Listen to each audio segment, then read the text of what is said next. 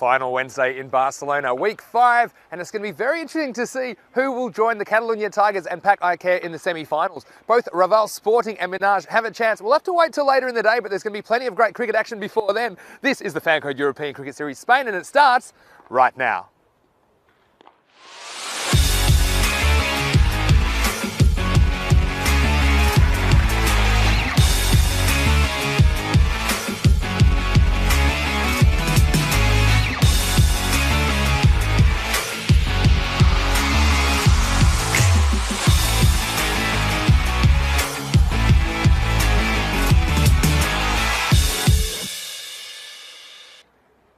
Good morning to you, wherever you're watching around the world. It's Vinny Sandhu here, Mr. Maximo for the European Cricket Network, and welcome to day 23 of action of the first series of the year, the Fancode European Cricket Series Spain. Today we have 5 T10 matches for you, and it's certainly going to be very interesting to see who ends up qualifying from this group, Group C. The first match, match 111 on the calendar, is the Barcelona Gladiators taking on Kharian. Let's go over to the match referee.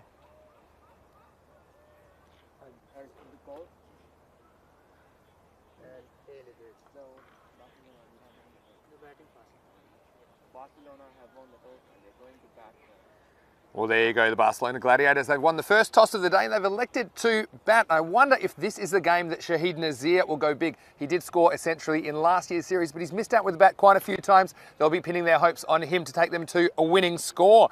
And Kharian, well, they've been an interesting team to watch as well. They play the first 2 matches of the day. They're without their opening batsman, Kaiser Zulfikar, and they won't have him behind the stumps. Jahanzeb Askar actually is going to step behind the wickets for them in today's game. He's done a great job with the ball, so let's see if he can do it with the wicket-keeping gloves on. They're probably going to open with Adil Ahmed and Mohammad Umar Wakas in the second half of this game. Well, let's talk about the conditions, and it's a beautiful day in Barcelona. In fact, not too many clouds around at all. You're expecting a maximum of 14 degrees, currently about 8 degrees, so it's a little bit chilly. And as far as the conditions, well, there's a tiny bit of dew on the outfield, but I can tell you that this pitch, it's bone dry. And again, the grounds crew, Rob and the gang, they've done a great job getting it ready for play. So I think it's a good decision from the Gladiators to bat first in this first of 5 matches. It's certainly going to be very interesting to see who we get qualifying from this group. And in the commentary box today, as always, we have Rico Full. Over to you, Rico. Let's get ready for some cricket.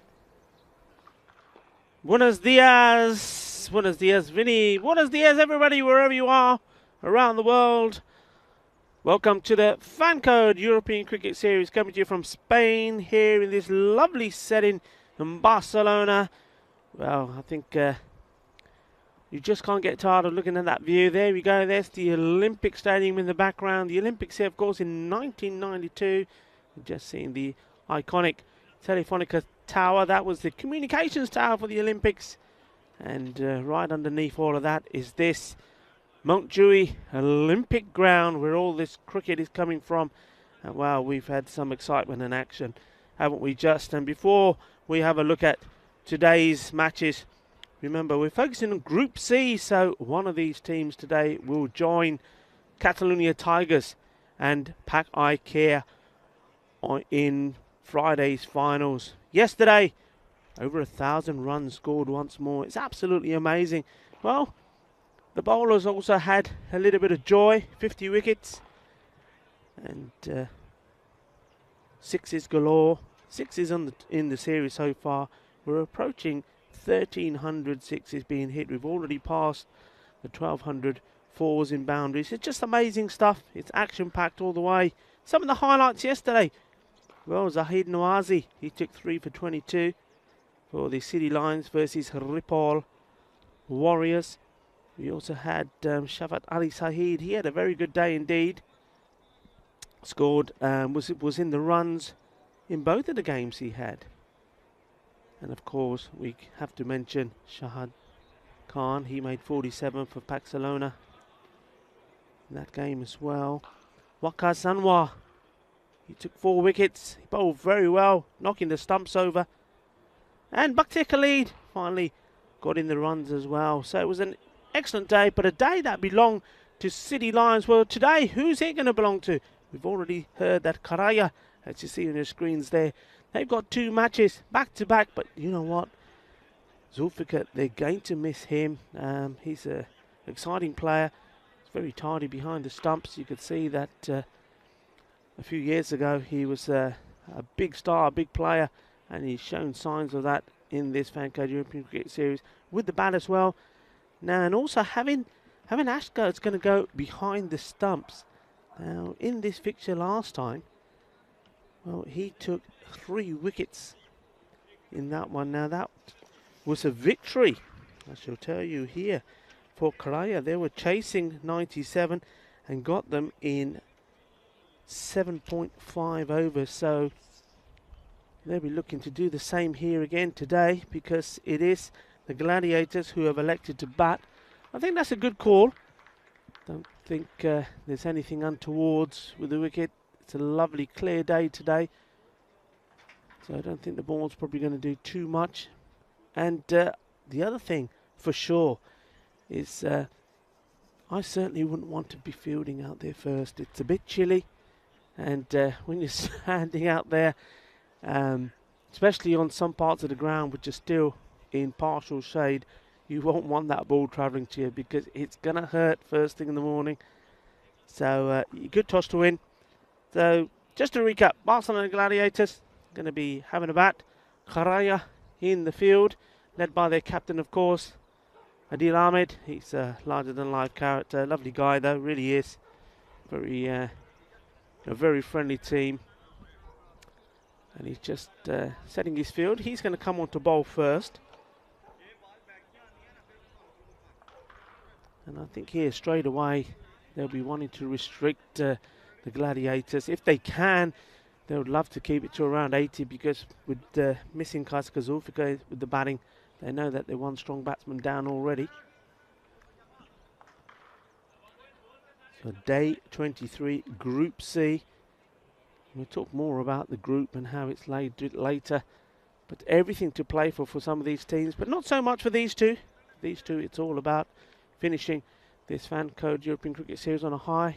Kharian and the Gladiators, both teams making their debut in the Fancode European Cricket Series, so they'll be hoping to finish on a high and maybe leave their mark on this series with some fantastic performances. So we're getting ready to start.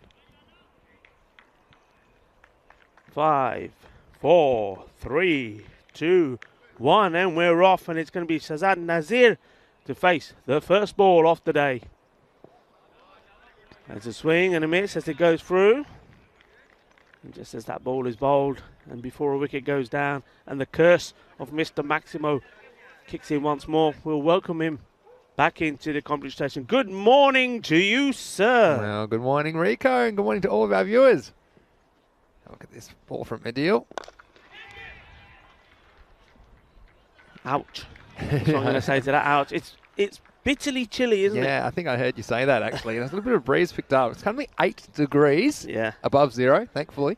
But sunny is out, so it looks very, very nice. I think you hit the nail on the head, Rico. It's going to be difficult conditions to field first up. Not too much dew on the field, which is good, and the pitch is very dry, which I think is good for the batsman. I think just the fact that the temperatures are so cold makes it difficult to field the hard ball this early in the morning. But yeah, I'm fascinated with this game, and I think a lot of people in the chat are as well. And hello to everyone if you're watching on our YouTube channel, ECN European Cricket Network. As well, you might be watching on Fancode in India and various other streaming platforms. It's wonderful to have your company.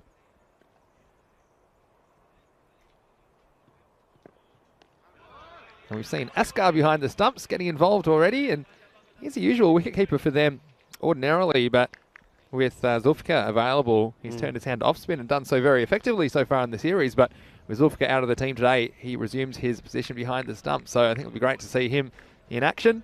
He looks very, very skillful in that position so far. One's hit over the top. Nice shot, clever. I don't think the ball will go to the boundary. Well, the race was on there. I think it's gonna win in the end. It does. Danish Abdullah, he had about a 30-metre head start on the other fielder. I tell you what, if you want to get your heart pumping in the morning, this is the way to do it. And watch out, strap yourself in and feel the G's. Danish was after it. And, well, in the end, it was Junaid Ali. Well, he won the race, but the ball won the race overall to the boundary in 4 runs. Yeah, the first one of the day, the first boundary. And field will be disappointed. So will the bowler comes in once more. that it did go through. Ouch, there you go. Yes, I know all about it. I gave the warning before the start of the match. These balls are going to hurt. And, well, Adil Ahmed there feeling it for himself. I'm telling you, this is an extreme sport. This cricket this early morning, 8 in the morning and 8 degrees. So watch out. This will come straight back at you. Oh, Adel smart. End of the over. And after one, it's 6 for no loss. Yeah, good though. Nice tidy. Kept the ball in the right area. Just the one shot that hit over the infield and the ball just beating the fielder to the boundary. And, new bowler getting ready. It's Abdul Wawood. And he's bowled pretty well in this series. So I'd expect a good finish from him. I think he's bowling some spin today. We've seen him bowling more. Seen him up earlier in the series. You see the players adapting. Obviously, they think that pace off the ball is the way to go. And of course, Askar won't be bowling spin in this innings because he's behind the stumps. And that's been smashed away. And well, he's going to have to fetch that. That's the first Maximo off the morning. It's a cold morning, and well, a few of these on the batsman is certainly going to warm them up. It's going to warm up us as well. I always think it's a crime when someone that tall is bowling spin. We've seen him. Everyone's taken on a different role this morning for Kharian, and let's go behind the stumps. But dude, well, he's switching to spin, opening the bowling. And that one went out of here at a rate of knots. And Adil Ahmed just having a word with him from long off, saying, well, if you keep bowling those, you might be going back to bowling pace. He may not come on at here's all. Dude. That one's a little bit short, stayed a bit low. Batsman still got plenty on it, but Kharian do this well, don't they? They've got that fielder in pretty close there on the leg side, just to stop the singles. More flighted, that's gone all the way through, and he's got a wicket. Well, how about that? Just didn't move his feet at all. So, Wawood has a look at his captain and says, see, Skip, have faith in me. Look at this, and this has just hit a bit of the back leg, I think, and well, he's like, why did I waste all my life bowling pace and running in hard when all you have to do is take a couple of paces and Kharian Salik. That's the first time we've seen the stumps knocked over today. I'm sure it won't be the last. And the first wicket goes down, 13 for 1. Yeah, he'll be disappointed when he looks back at that. It was there for the hitting. He's just smashed one out of the ground. That one was there at the same, but just didn't move his feet at all. Tried to hit it harder. And yeah, we were talking about this yesterday, weren't we, Vinny, that you spend most of your time charging in and bending your back and putting all the energy into the ball, and then the next bowler comes on, tosses them up, gets the wickets. Well, maybe this is what Wawood has thought about here as he comes in, bowls once more to the new batsman. It's a big swing and a miss. Yeah, off spin's one of those things it's a lot easier to spin the ball this way out of your fingers than leg spin. Leg spin's probably a little bit more dangerous as opposed to a right-handed batsman, but it's a lot more difficult to spin the ball over the wrist. So most bowlers would fancy themselves to bowl some off spin. Tell you what though, that's not spinning anywhere. That's well, that's going to be called a no ball. That's an interesting one because I don't know if it was for height. It didn't actually ever bounce. It went straight to the keeper on the full. So I think that probably should have been a wide. We're just going to, maybe it was for height. Maybe we'll see a replay of that if we have time. Maybe not. Well, anyway, this will be a free hit. Wasn't signalled, but there's a lot going on here anyway so far. And then a misfield. Oh, dude. Well, he's really shown us the good, the bad, and the ugly so far in his first over of spin. Yeah, he's still got, I think, one delivery to go with it. I saw that Abdul was having a chat with him after that no ball. I mean, okay, it's one of those, we talked about it yesterday. It wasn't really right out there. It wasn't dangerous. And this is a good shot. This is dangerous for Kharian. It was right in the slot, and that's beautifully executed. What a lovely shot this was for the second six of the day. Just look, got into position nicely and sent it packing. Big shot at the end of the over. And that's a nice way to end it. The score moves on to 21 for 1 of 2. Yeah, 1 for 15 off the over, yeah. Look, it wasn't... it was a good shot because he didn't try to overhit it. I think that was the key. Just made good contact, and if you do get out of the middle of the bat, it will go all the way. Master Nater saying, spray paint space X on that ball. It's rocketed out of here. Well, it certainly did, that first one of the over. And SG, well, this is summing it up. Maximo wicket. Same story, different day. Well, yeah. Certainly is, SG. Great to have your company with us today. welcome to all of you. Let us know where you're watching from as well, as we see Adil Ahmed coming to bowl the third over. That's it away. It's chase on for the fielder. Is he going to get there? He does. And I know the batsman will have a look at his bat after that. That did not sound good at all. And we had a lot of interesting bounces in the field yesterday, didn't we? And the one that we thought was off a tortoise yesterday, if you remember, if you were watching yesterday, that turned out was a broken sprinkler. So now every time the ball goes in that long on area, we haven't seen it yet, but I'm waiting for it to take a crazy bounce. That's just the fun of the Fancode European Cricket Series. Bowled just across the right hander, a little bit more whiff this time, not so close to him.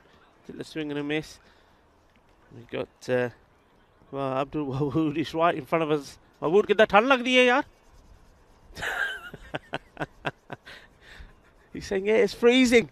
Yeah, I agree with you. बहुत ठंड आज सवेरे सवेरे इतने मैंने ख्याल हाले 7 degree हुई है पर धूप पता निकल गई. धूप के नाल सारा कुछ निगा हो जाना. No worries. It's well bowled and the batsman going right across. Good throw as well. Anybody backing up? Yep. Gonna wait today. Fielder's doing the backing up. Beautiful setting. Lovely day. You can see already.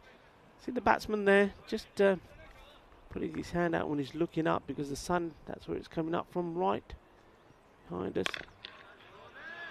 Nazir, I think this is the key for the Gladiators. He did score a very impressive 100 last year in the Fancode European Cricket Series, but hasn't really gone big in this series. And you just wonder with their last matches today, if this is the day where he'll go big. You put curse on him, you know that. Can't go any worse. I don't think I can. Yeah, he's been struggling. That's the nature of it as well, I suppose, when you're taking risks, and that's the nature of this game. And you're always a chance to give your wicket away. But if he gets going, he can be very disruptive, Nazir, and we haven't really seen the best of him in this series. So hopefully for him, this is the day it all comes together. It's nicely played. I was hoping to hit it just maybe a little bit finer to try and get past the fielders there, but that brings to the end another over. So a nice tidy spell from the captain. He's just gone for 10 runs off his 2, and the score has moved along to 25 at the end of the power play. Maybe I'm being a little bit unkind as well to Nazir. He has scored 139 runs before this match in the series, including 13 Maximos, but when you consider he scored that big 100 last year in just one innings, we know he has the potential to make the big score. So it hasn't really come for him in this series, but again, they've still got 2 matches left.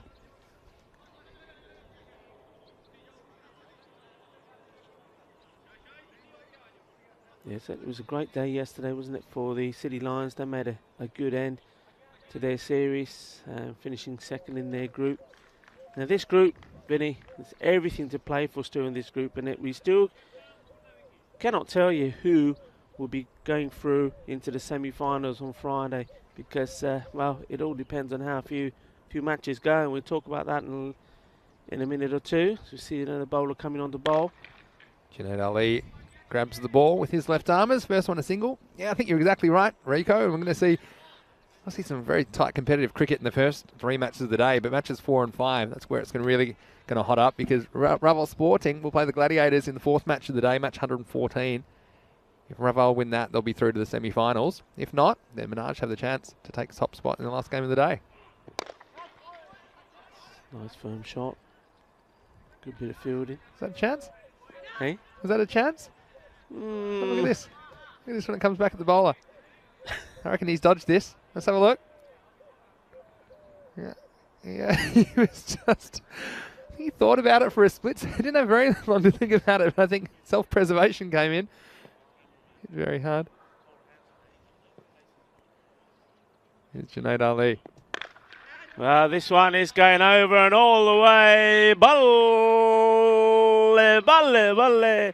Says Gladiators. That's nicely hit. Just finds the middle of the bat. Watch this. Stand still. Nothing needed. Just full force, full power. 6 runs. Over and out it goes. Beautiful shot. It was a bit short. and that's what gave him time to set himself. Again, had to get it out of the middle, otherwise there's two fielders back there to take the catch, or attempt to take the catch. And this one is rifled. There's a fielder there, and he's taken a catch. Well, how about that? That was... Oh, hang on a minute. No, it's been signalled as 6.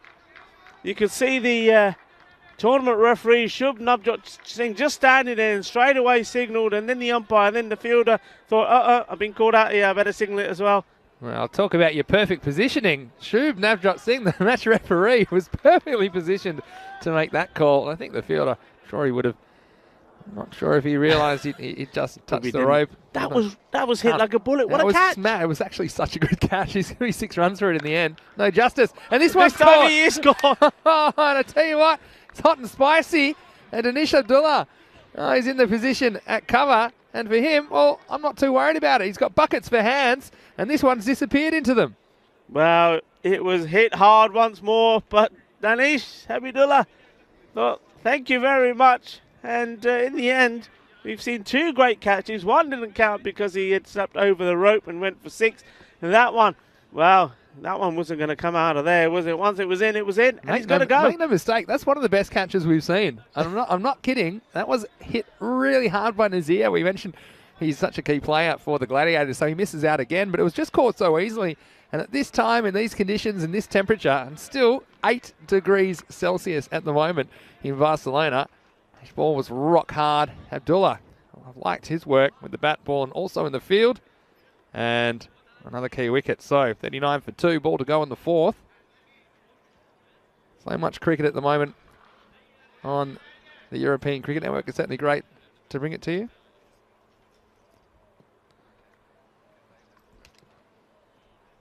Wow, it's all excitement and entertainment here.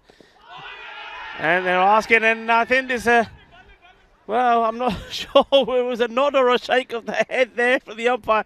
I thought he was nodding to say, yeah, you're going to go, but in the end, he decided not to. We'll see it better. See where this bounces. I think this has bounced outside leg stump, and it has. So a very, very good decision. As soon as that bounces outside the leg stump, and the bowler, he might not believe it, but it was very, very clear from the replay. That one pitched outside the leg stump. End of the over. So at the end of 4, it's 40 for 2. What an over that was. And there's us talking about how cold it is there and taking these catches, where we saw 2 magnificent catches. One didn't count. He had the tournament referee breathing down his neck and said, nope, that's 6 runs, buddy, and signalled it over to the umpire, and then the fielder himself did say. And then that next one from this guy who's coming on the bowl now. Danish Abdullah takes the catch. Now is coming into the action to have a bowl. What a catch it was as well. And this brisk, chilly morning wasn't easy. It was hit from the middle of the bat as well. It was such a good catch. I felt it from here. Here he is, Abdullah. And the apple fielder back there. Oh, he's muffed it. It's gone through him. 4 runs. I tell you what, it's actually should be easier to field off this clay as well, believe it or not, because he's due to get a genuine bounce. And this one, well, no excuses there. That one straight through. Just didn't want it. Just didn't want it. You know what they call Danish Abdullah? You know what his nickname is? No. The pastry. He's Danish. Because they're Danish. Yeah, it's a Danish. As they call they're talking about the pastry. Here's the big pastry. Can he get a wicket? Ooh, well, he could have done, but in the end, oh, that's good work though. He stopped it. Good work. There's some foot fielding. That's foot fielding success. FFS. Barcelona style. I don't know about this foot fielding. It's a high risk strategy, but obviously that one getting to the ball before it was able to get to the boundary, intercepting it. That's a pretty cool nickname, the pastry. Soon he comes. It's well bowled. Couldn't we just call him the Whirl? That'd be better, wouldn't it? The Whirl. Here's Nate, and Nate, Nate's actually been researching the LBW rule, and he said, no, I believe that bounced outside the leg stump there. Good no call. Great work by Nate in Tennessee. Yeah. Just shows you can explain things to Americans if you're patient enough. It's possible, isn't it, Nate? Anyway, it's always great to have your company. Here's Abdullah. He moved very early there, the batsman, and that's well bowled. Gave the game away, and Abdullah just keeping it out of his reach. Milan Cheetah also saying that was a good decision by the umpire. I think we all agree the umpires, they've done a very good job in this series. You consider, haven't had a lot of cricket either for a few months, and great to see standards improving in the Vancouver European Cricket Series. So well done to the men out there. That's hit high up in the air. This is going to be a chance, and it's very well taken indeed. That's a great catch, and it's that man who's been doing the bowling, Junaid Ali. This time takes a good catch, and a little bit of backing up there from Wabood as well. Was breathing down his neck now. Look at this. Look at this. It's the difference between backing up and putting off. And he was right in his ear, whispering sweet nothings by the time this landed in Junaid Ali's hands. But again, it's clever from Abdul Wadood to come and do that, because again, we've seen before, sometimes the ball bouncing out of the hands, and it's just an extra body around there to clean up the catch if that happens. But also, you don't want to put him off. But I think that in the end, Junaid Ali, he was quick to call for it, and it was closer to him. Made no mistake. So some good catching's been done by Kharian, and there's a wicket to the pastry.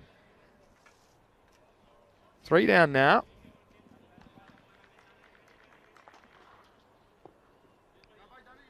So score 46 for 3.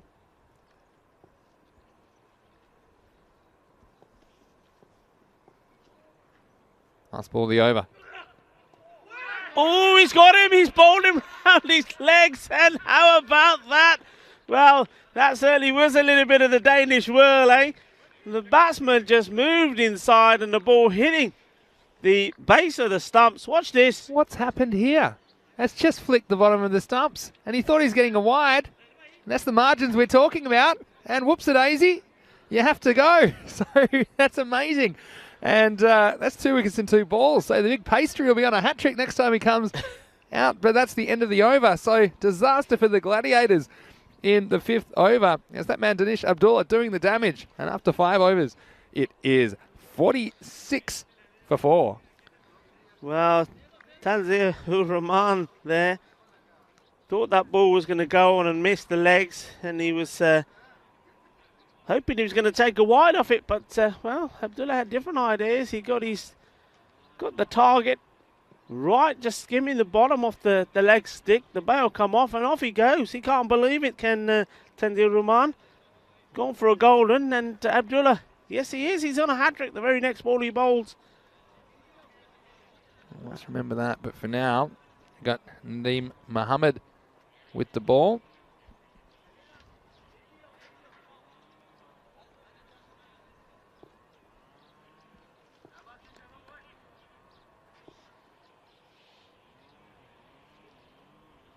In he comes.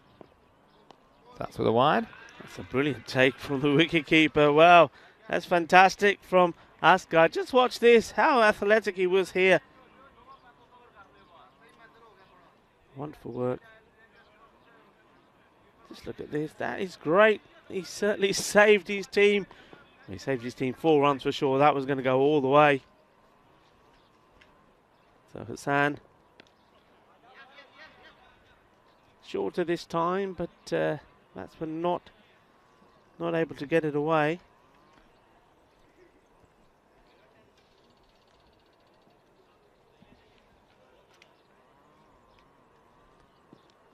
So this is fantastic here from Kharian. They won't want to let this position slip. They've got the Gladiators exactly where they want them. Just good tidy bowling now and fielding. The fielding has been absolutely brilliant, I have to say. The catches that they have taken been superb. They're backing up the bowlers, and I love the chat. I love the way they're supporting each other. You've got the captain there with the ball involved. You've got the fielders involved. You saw that catch. Junaid Ali taking the catch. But Babood was right there, right next to him as well. And the little nod of appreciation saying, okay, it's all good. Great teamwork here in the field at the moment. That's been well hit. And, well, they're letting themselves, and that's twice we've seen the ball that's gone through for 4. And most of the time they've been pretty good. This one, again, it's at that difficult area, and I think I'm just wondering if the fielder was expecting this to do something different here, but, well, it's not easy. It's just bouncing before him, but you've got to get something behind it. And I know it's going to hurt, but you've got to take one for your team sometimes. Yeah, and that's the only thing. It's the ground fielding, isn't it? It's actually amazing that the players seem to struggle off the clay. The clay is actually gives you a truer bounce in the grass. But again, that ball travelling at you. Got to get something behind it. This is going to be caught and bowled. It don't come any easier than that. You still want to do it. Ice cream.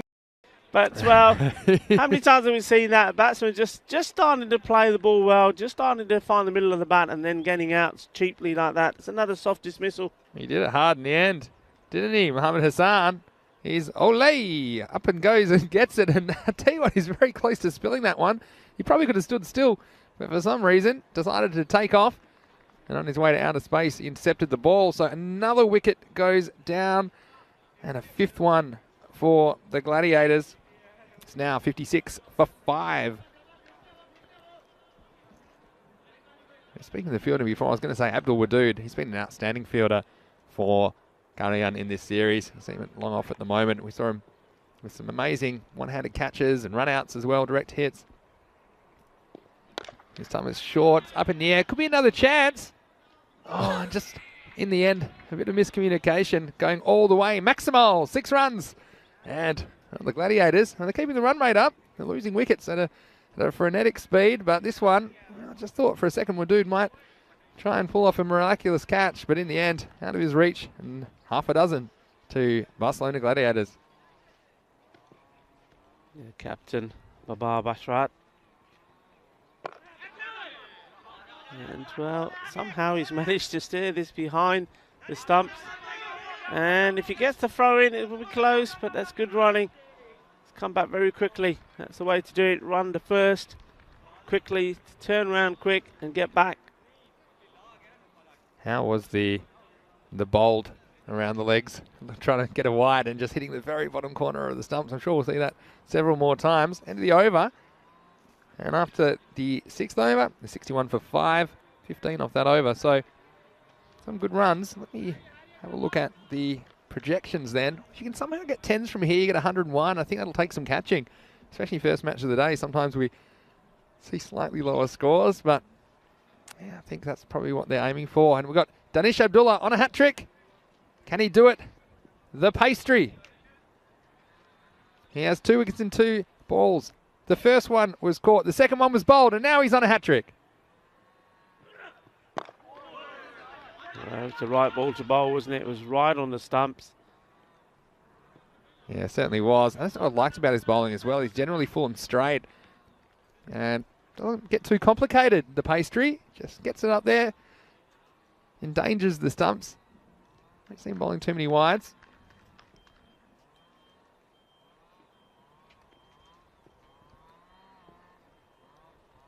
Dulain once more. And he's picked it up well, but there is a fielder there. He has to keep his eye on it this time. Does a lot better than the time before. Yeah, not making any mistake that time. And this time it's Abdullah. That's been done by the antics of this pitch and this surface. Just bobbling over him. Well, that's got to be a... That won't bother the pastry. He's already taken 2 wickets, and I think he's got his mind on a few more. Bowling here to Nadeem Mohammed.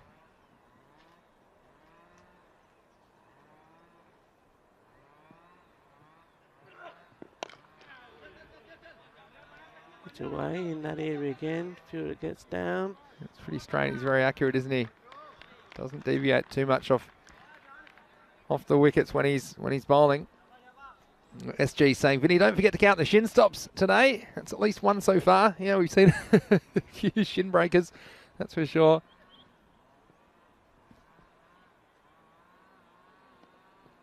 Abdullah, can he get a 3rd? Well played. These two now just seem to understand the need to stay together for a couple of overs at least before doing anything too silly. We've got to try and get the score, well, first of all, get it into the 80s. Yeah, and then have a push. Then have a push towards the end. Kharian will want to try and restrict them to around. I don't think they want them to go more than 90.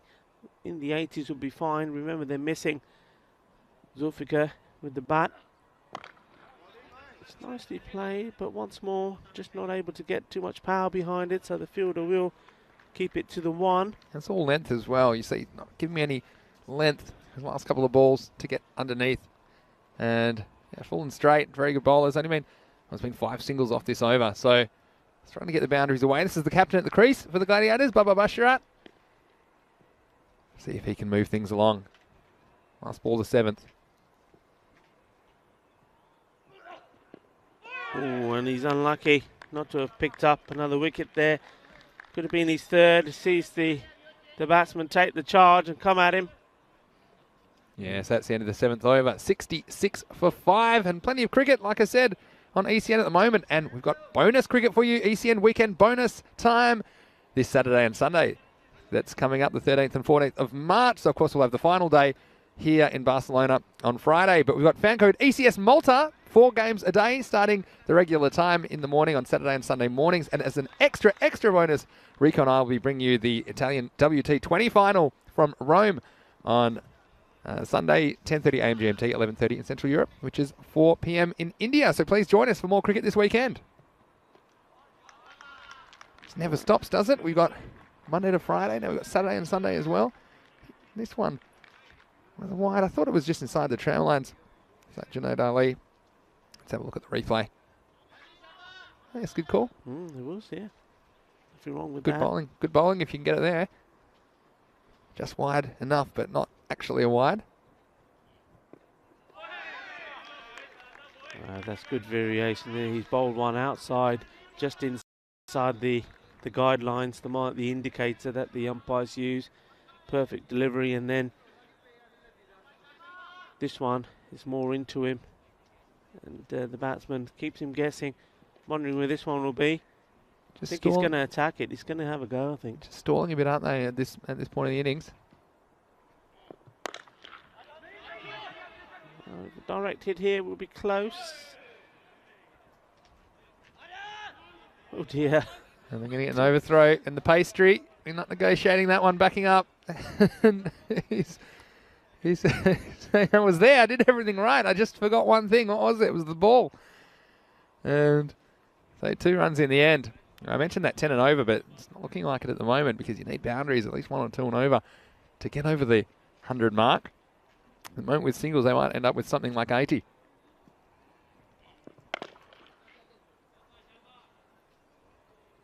It's just good bowling as well. There haven't been too many wides or extras, have there, from Kharian?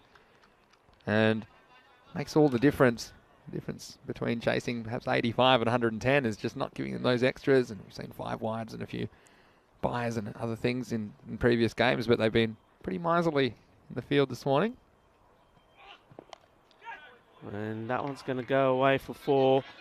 It's not where he intended it to go at all. Now, there's a couple of times that Baba Basharat has managed to get the ball in that area. Yeah, I mean, this is what's happened here, I think, for the Barcelona Gladiators. Some of the top order, they've looked good, haven't they? They've gone in, they've played some nice shots, big shots, but it's not just about the shots you play, it's about building an innings. You've got to play those nice shots, take the singles, build the innings, and one of you's got to go and score a big score. If you don't, then you're going to leave your team in this situation, scratching around for runs now. Yeah, this is good bowling, and the length, excellent. Only able to dig it out for a single, and that's with the exception of that boundary off an edge. That's all that was really scored off that over. That over went ... to 141. So 8 off the over after 8 overs at 74 for 5. And now the captain, Basharat, will be facing up in the 9th over, and Wadood's going to be bowling, and I wonder if he'll be continuing with the spin. I think he will. He's going around the wicket to Basharat. Again, thanks to everyone in the chat. We're always enjoying your input. And Keanu's there, Woz is there as well. Hello. Nate wants to know your backstory on some of the outrageous numbers on the Kharian's backs. I know I've got a little bit of a story about one of them, but I'll come to that in a second. First, we'll look at number 172, Abdul Wadood. So Abdul Wadood's number, I have no idea about, 172. That does sound pretty outrageous. No, 786. That's quite a culturally significant number. You can look that up if you like. So that's why you see a 786 for Junaid Ali. As we see the next ball's blasted. This one's gone all the way. And again, too short from Wadood. And a sorely needed Maximo. 6 goes on to the total for the Gladiators. This was a tremendous shot from Babar because he missed out on the ball before and it turns out being a dot ball. Look how quickly he gets into position here. Got into position and just really, oh wow, he murdered that one. So I need more of that if they're going to get over a ton. That's hit hard, and that's going to be 4 runs as well through the gap. This is what he needed to do, right on cue. It's that 9th over again. You've had a Maximo, 4 runs, so far, dot, 6 and 4. Yeah, and he's going back to the more seam-up variety. Not really spinning the ball anymore, keep it back. That one's just slightly over pitch, and that's the difference between a Yorker and a half volley. That one disappearing for 4. Oh, this could be a wide, could it? No, it's okay. Yeah, look. These are all crucial runs, I think, at the end of the innings. And they've got some firepower as well. Adil Ahmed, I'm sure we'll see him open the batting for Kharian. Mohamed Umar Wakas, he might get a chance at the top of the order. We know how well he hits the ball. This will be a no ball, I think. Well, this is right on cue. You see what Tabu tried to do there. He got away with the last one, just getting it right borderline. The umpire keeping the hands in, but this one tried to do the same again. But hitting the edge of the pitch, there's no ball, so a free hit, and he'll have to capitalise on it, surely. And he doesn't, but they do take a bye. There we go. Askar's after him. I've got to watch this. Should be able to turn around and go again. They've got to take it on. Run out. And he has. Well, he took his frustration out on those stumps, didn't he? It's a trick. It was a trick all the way. It did bounce off the bowler, Wadood. Didn't really go that far, and so the batsmen were alert to a second run. At least it forced him to hit the stumps from an awkward distance. It's a bit like a 3-foot putt, I think. That's what it is first. Comes hits Wadood, and they think there's an overthrow on, but didn't really go that far. Only went really 3 or 4 metres. Again, this one, well, you'd hope to hit the stumps, I suppose, 3/4 of the time, but every chance if that missed, you might get a third. So at this end of the inning, at this stage of the innings, I don't mind that. Yeah. And the unselfish batsman was Nadeem Mohammed, who is run out off that, off a free hit actually. And unfortunately for Basharat, he wasn't able to make any contact. And so often we see that on free hits, don't we? The batsman really trying almost too hard. We got 2 balls left in the over. It'll be Basharat still on strike. Yeah, I think they had to take that run because he had taken the recognised batsman, the captain, back on strike, whatever happens. So, yeah, it's worth the sacrifice late on. Yeah, I think so. Although they have to be a little bit conscious of the wickets. That's 6 down, but 8 balls remaining in the innings. It's hard. It's a chance for a catch, and that's a super catch. Oh, it's supersonic. Well, is it Superman? No, it's not Superman, but it's a tremendous catch. How about that? And he should take all the applause that he can get. What a wonderful take. And in the end, I think ended up taking it one hand, didn't he, Junaid Ali, there? Well, he did in the end. I tell you what, he's got 786 on his back. I reckon I saw 786 teeth because he was smiling very, very brightly after this. And what an effort it was from Junaid Ali. It was to his preferred side. Made the ground. I thought there's no way he was going to be able to get there in time. But he takes a sensational catch. And the captain has to go. That could be a game-changing moment for Kharian. And great fielding there. Ground fielding that has let him down at times, Kharian, this morning. But their catching has been outstanding. So, fantastic catch by Junaid. Oh, absolutely brilliant. There, that was... It's also the end of the over, was it? So they have changed. The over's come to an end. So Score's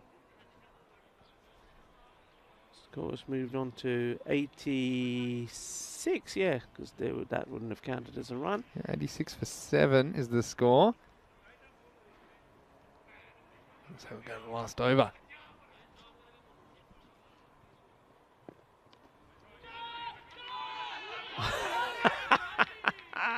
Well, how about that? The non-striker was off like a whippet. There was no calling at all, and in the end, the other batsman had no idea until the bench called out saying, run, run, run, and off he went. Anything could have happened there. I love last overs. You know I do. Assad, the bowler here.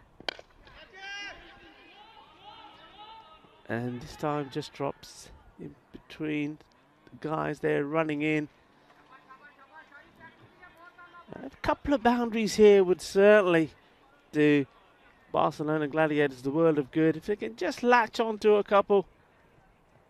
And, well, that will help. I think it's going to go all the way. That could be 5 of them. And, well, what a gift that is at this stage of the match. And that's Ali getting it all wrong. And this is going to be costly. And, well, Askar, he's been pretty good behind the stumps. Nothing you do about that. 5 free ones. Well, they've kept losing wickets at regular intervals during this innings. You'd have to say the Gladiators have been pretty good at just keeping the runs ticking over. And that's why it looks like they may post in excess of the 100 in the end.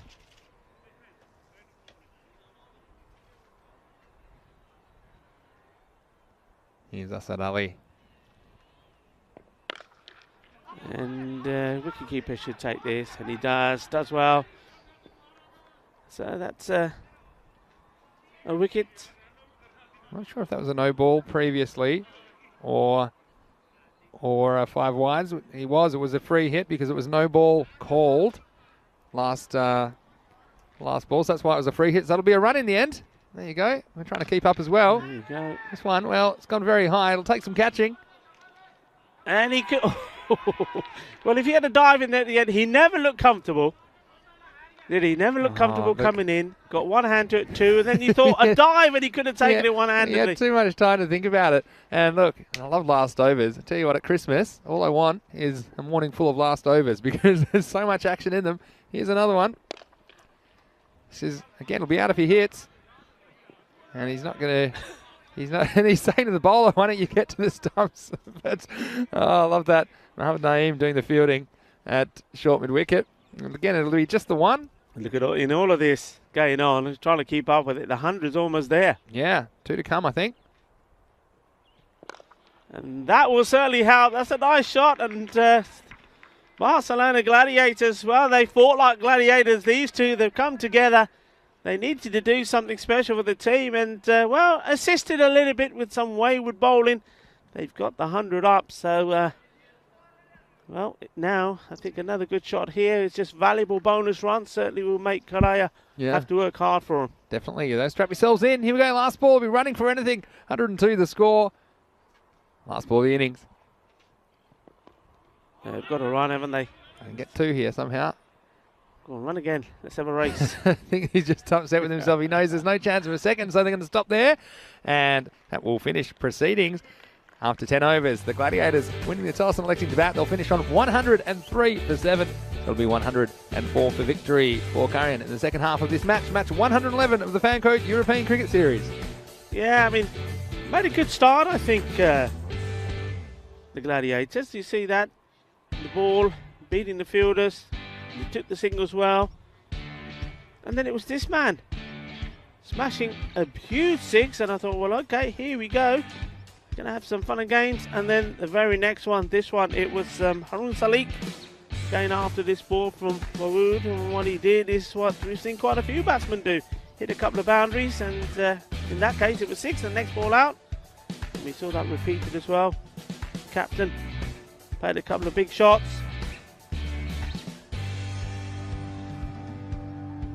This was the other opener. And there, how about that? Great catch there. But look, standing right behind him saying, no, that's not out. Then this one, wide outside the off stump. Smashed that was by Shahid Nazir. But, well, Danish himself, Habibullah, taking a very good catch early on in the morning in very, very cold conditions. Abdullah.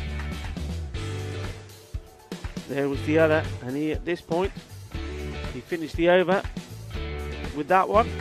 That left him on a hat-trick, and he was all smiles. The batsman wasn't really too sure what happened. He stood there for a while, Zahid Akhtar, and even when he was walking off, he stopped and looked back and said, "Are you sure?"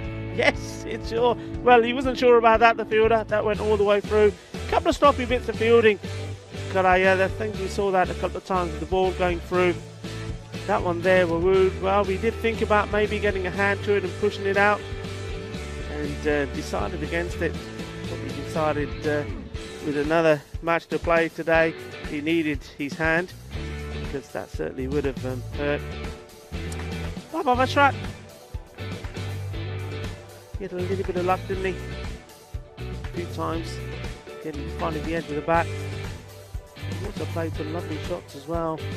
He needed to try and accelerate, get his team. Had a little bit of trouble. Well, there you see the run out batsman, but it was important to do because he's trying to get this man back on strike, because that's the sort of things he was doing. But then that was absolutely sensational. Look at that one-handed catch. Well, there was all smiles at that stage, and it looked like they were going to restrict Barcelona Gladiators to around about between 80 and 90, but with that catch going down, a couple of awesome shots there towards the end, and those two, Harisan Mohammed and Amir Timur, did well towards the end as well. Just a little small partnership. Amir Timur hitting that boundary as well, getting them past 100.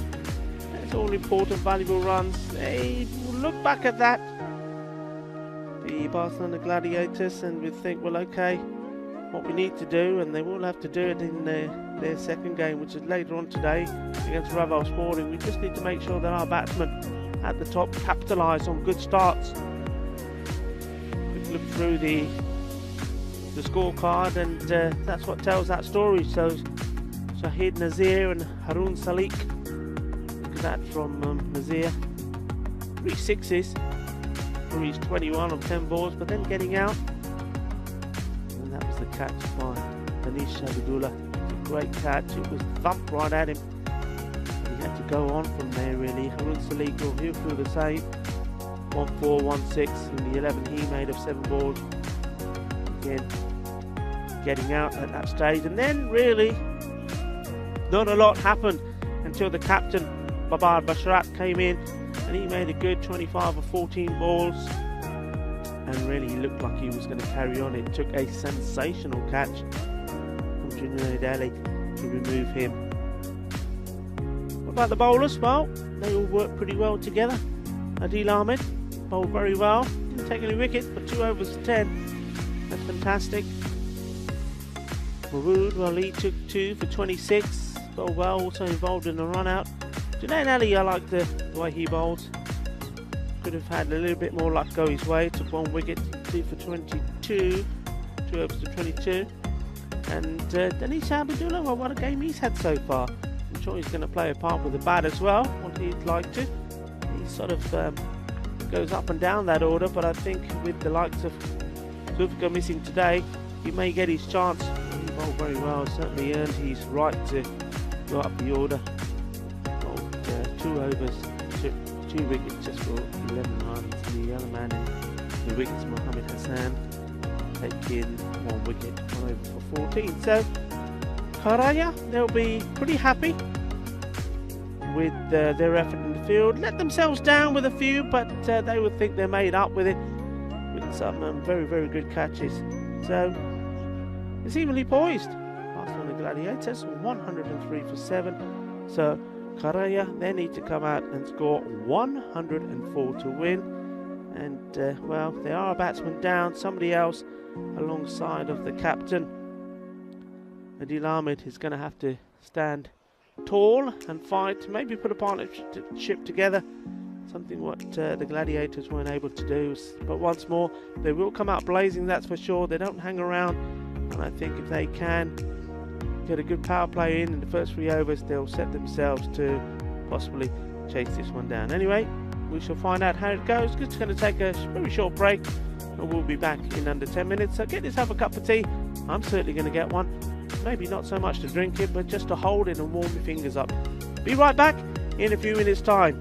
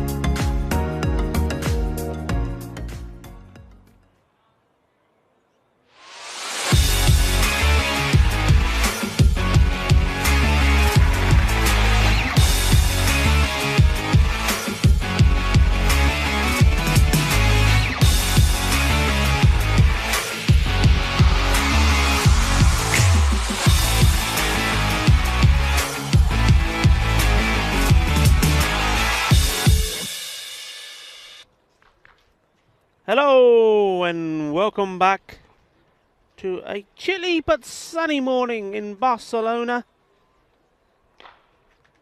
And at the moment everybody is doing the best, especially the players, to keep their hands warm. And that's certainly what the Gladiators will be doing here, coming out with warm fingers, because they'll want to take these early catches. Kharian, they don't hang around, they do play their shots. They'll want a good power play in here, and then want to get a good one in and chase down 104. That is the target they've been set. And that was thanks to some good batting by Baba Basharat. 25 or 14 balls until he was brilliantly caught by Junaid Ali. What a catch that was. That's certainly up there as one of the catches of this Fancode European Cricket Series. And Shahid Nazir, right at the beginning, quick fire 21 of 10. And he was caught brilliantly as well by Danish Abidullah. And really, Kharian, good performance in the field. A couple of slip-ups with the ground fielding, but the catching was great. And that's put them in this good position as we get ready to make a start.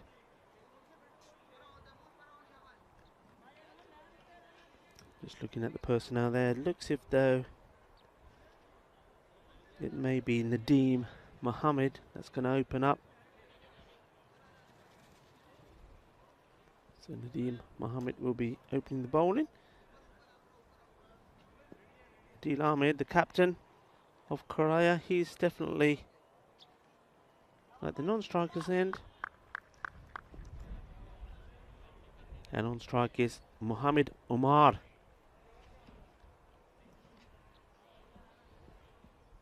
Mohammed Umar Wakas, and if he's going to give us a little bit of waka waka early this morning, that'll certainly warm us up. It will warm the umpires' arms up as they go up and down.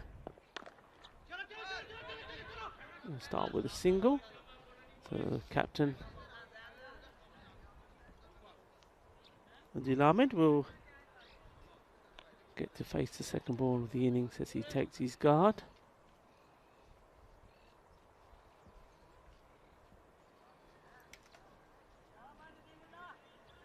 Early wickets. Barcelona Gladiators, that's what they want. They want to get into this middle order quickly. Let's hit hard and through the gap. Nobody there. 4 runs. Positive batting from the skipper. It's probably fair to say it's the only way he knows how. Rifle that through the gap there. Ooh, it's a little bit short from the bowler.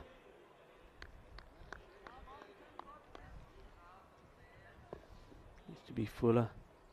Try to get Adil driving at the ball.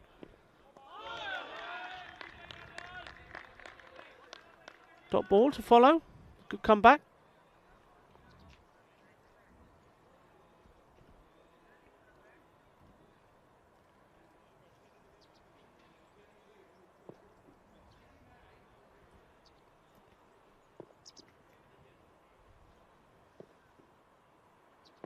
And he's hit this one hard again, in the same place as before. Well, that's his shot. Any width, short, outside the off stump, and bang, cracks that away. Well, they're going to have a look at this field, I think. The men that they've got out so far, they've got one who's sort of long on. Mid off his right back as well on the boundary, and one of them is going to have to come in though. But still not made any change. And this one's gone up in the air. This is going to be catching. He's got to go for it. And he takes a very good catch indeed. It went a long, long way up. And you could see the fielder there. He sort of kept his eye on it. He started to move in, then moved back to readjust himself. Takes a delightful catch. And, well, that's what they need to do. Hold on to them right at the beginning. And, well, the wicket of the captain, Adil Ahmed. Very important one to take, and that was a great catch. Kept his eye on it for a long time. The ball moving around a bit in the air, and that's Aslan Mohammed. Well done to him. Great bit of work. And that wicket going down. The batsmen have crossed.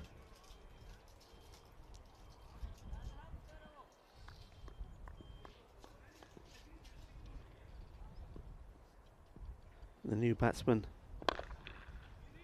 go to the non-striker's end to start off with, but now we'll go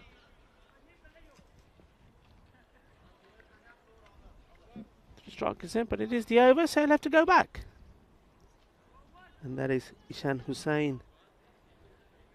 Comes to the crease after a fantastic catch there. And it was actually Zahid Akbar taking it. Went a long way up. It was one of those which you think, does he fancy it, doesn't he? But his body language towards it looked good. You just thought he was up for it. Made it look simple in the end. So the wicket goes down. The score is 9. 1 wicket down. In fact, it's just updated. It's 10. 10 for 1. And we welcome back Mr. Maximo into the hot seat, right on cue after a wicket. Yeah, all action, isn't it? And I think this is going to be a very interesting chase, especially that early wicket, because Adil Ahmed does have the ability to take the game away, but well, Wakas is a big loss for Kharian early in this innings. Muhammad Umar to continue the bowling.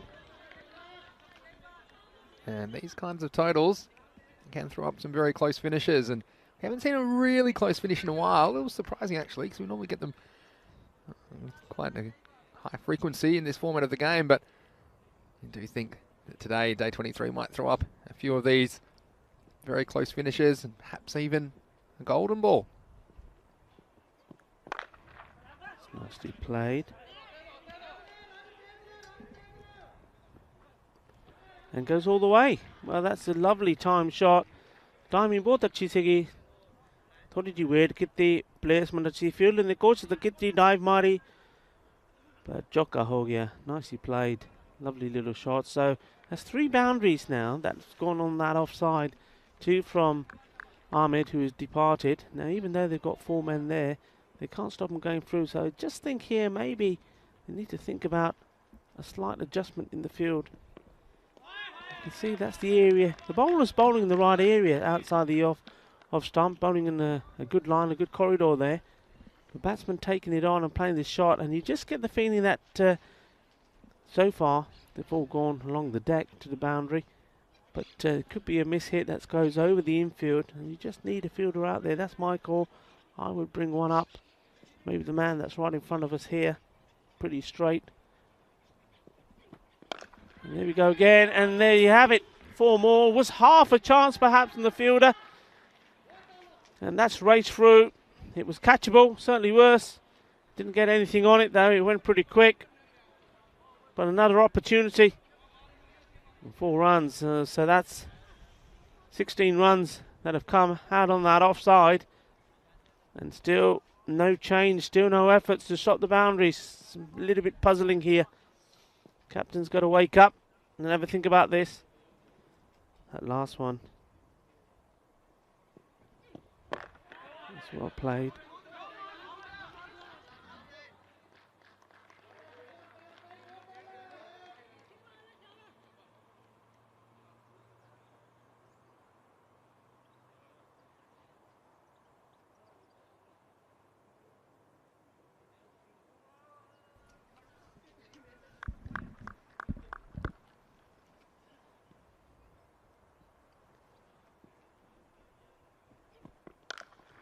That's well played. And oh, well, this is hurting. It's hurting me to keep saying it.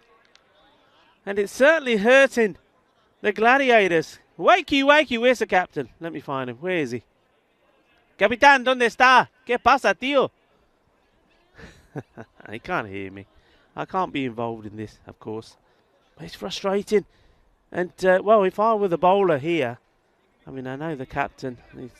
Maybe he's one of those captains that says, look, you do the bowling, I set the field as that over comes to an end. But, well, the runs, that's 20 runs on my calculations that have come in that area. So score moves on to 23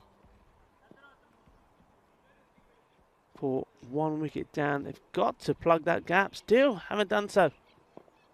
And you can see there what the batsmen are trying to do, and I think the fielder in front of me understands what I'm trying to say. Shahid Nazir. He keeps suggesting to his captain, look, we haven't got this right. I don't need to be here. Get me in. Push a man deep back.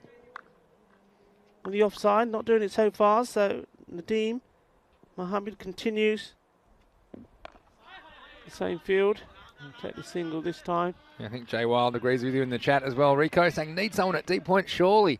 That's one of the things. I mean, don't necessarily want to be reactive as a captain, but there comes a point where if it's consistently where the batsman's scoring.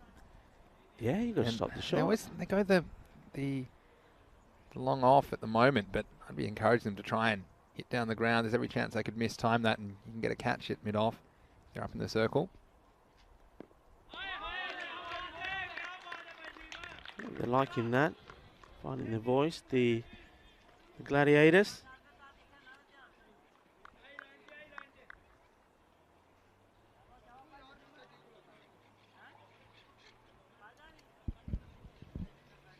You want a good big finish here.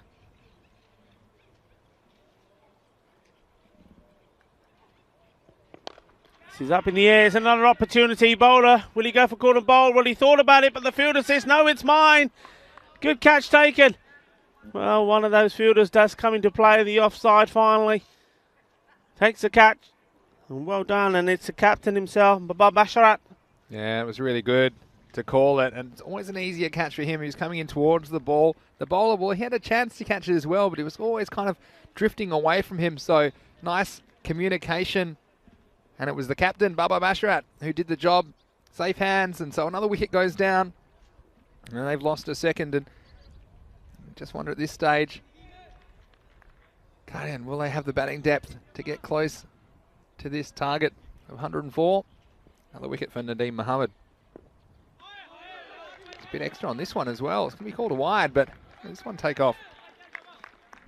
Yeah, Bendy's in his back. This one. Oh.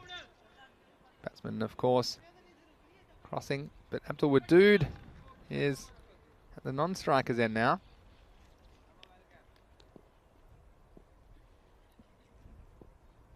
This one worked away off the pads. Just the single.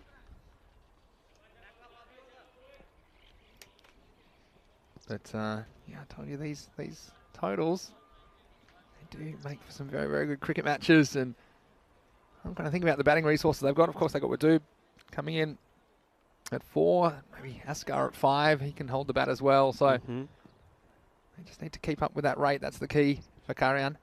It's probably going down the leg for me, that one. It's worth having a look. Isn't far away. I tell you what, I might see this one from front on.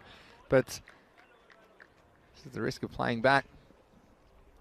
So we'll look at this one. I think it was a good decision going down the leg side. But again, taking a bit of a risk playing across the ball. Abdul Wadood on that occasion.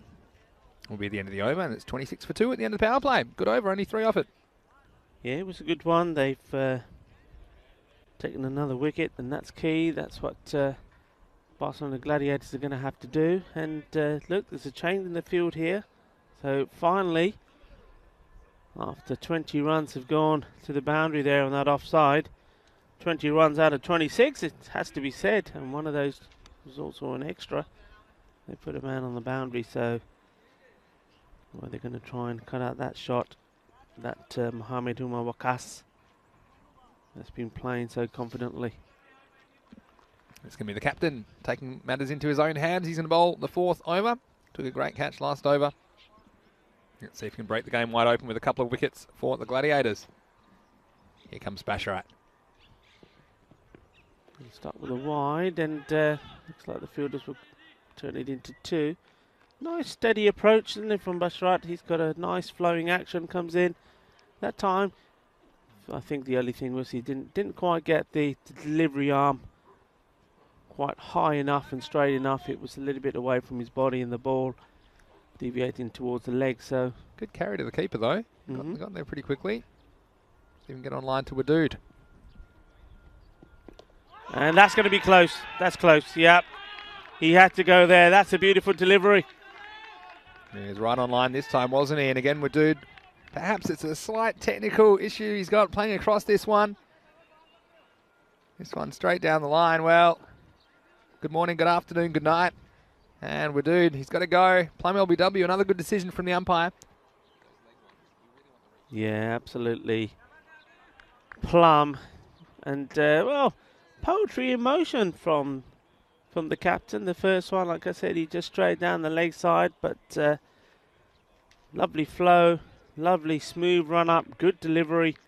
Just, you see that once he gets to the delivery stride, he's almost slight bit of a slingy action, but he's certainly getting his whole body into the delivery, the whole shoulder action. Not a tall man, so he's relying on that to get the pace in, and that's a good ball. And well, I tell you what, if he repeats a similar ball again, first up the new batsman, it's going to cause a little bit of trouble. Yeah, it didn't take him too long to get online, did it? And in he comes again. Gladiator skipper. That's that Ali. Gets off the mark straight away. Yeah, it's a position. We often see nobody in the circle on the leg side, but often to find someone, perhaps backward point. Maybe you could do with only one fielder there. They've got two in the circle on the offside and nobody on the leg side. And I think it's a double position. You might take a catch. You can also stop a few singles in that area. Just straight down the leg again there. You can see when he's got it right. You can see when he just falls away. Nice shot there of the umpire. The flags behind. You can see gentle breeze. And already in a matter of half an hour, so much warmer. The chill factor's gone. We can hear the parakeets above us somewhere. Such a big old swing at that. Keep an eye on that ball. It's bubbling around. That was a filthy slog in the end. It was just off the inside half of the bat. And so SG had a comment about the next match. Perhaps Skyways. I'm going to see Skyways again. I'm always excited to see them play. They're playing Kharian in the second match of the day. Have some toss news. Kharian, they've won the toss and elected to bat.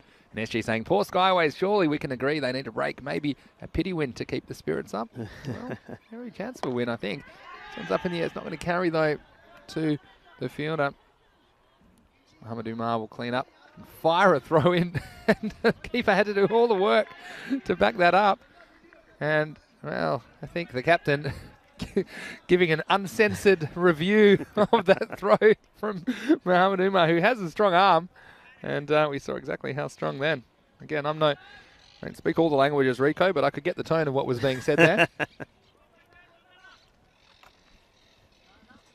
Yeah, Skyways coming up, and they'll be fielding first, but I don't think they'll mind chasing. We saw them chasing successfully earlier in the series, so we're really looking forward to seeing them again. It's nicely played. And I tell you what, there's going to be a massive cheer if they get their first wicket. Don't forget, the last time they were here, they went 2 complete innings in the field without taking a wicket. 240 for none in 20 overs. That's a tough day at the office for the bowlers and the fielders, isn't it? That was their strength in the field with the bowling. The easiest drop catch that anyone had ever seen. Dear, yeah. For Adil Shazad. Lovely guy as well. So he didn't call correctly, but he'll get a chance to field first, and hopefully they can make a good game. Oh, where's this one gone? A loose throw. Again, that's basics. We're defending 103. That's from away and a keeper. Well, not sure what he was supposed to do about it, unless he had the kangaroo boots on. He wasn't going to be able to stop that one. And with the end of the over, and at the end of 4, it's going to be 35 for 3. And just a reminder, coming up from May 31st, we're going to have the European Cricket League on ECN, and this is the Champions League of European Cricket. It's the top domestic clubs from 15 different European nations this year, and they'll be joining the defending champions VOC Rotterdam from the Netherlands.